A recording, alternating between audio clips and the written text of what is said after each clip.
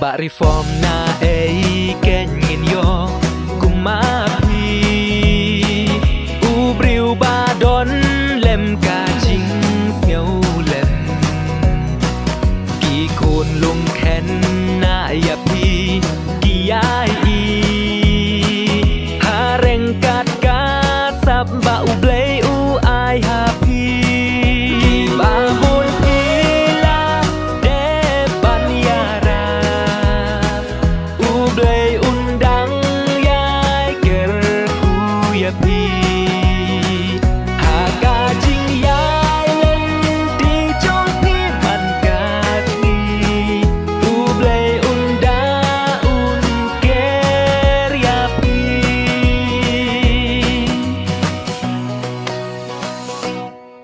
Pi don men sen jing serit ban buram kalyang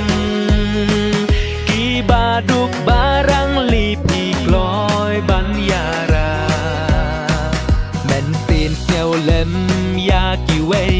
na pi ka trang Halen di kim pi dang yai baro ki briu ki ba bun pi la de ban yara U blei undang yai ker ku ya pi Ha ka jing yai len di jong pi man ka si U blei unda un ker ya pi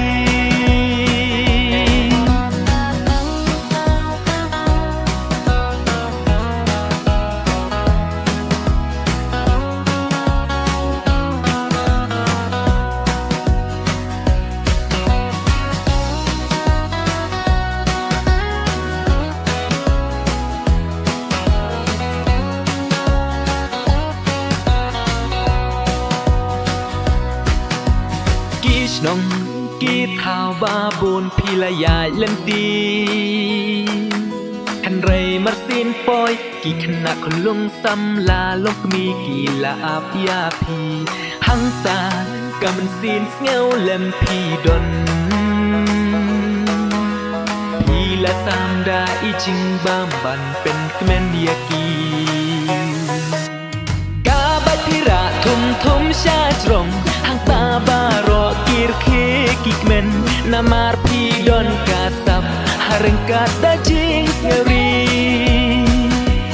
Kabat pira thum thum sha trong Hang ta ba ro kir khi kik men Namar pi don kasap Hareng kada jing seri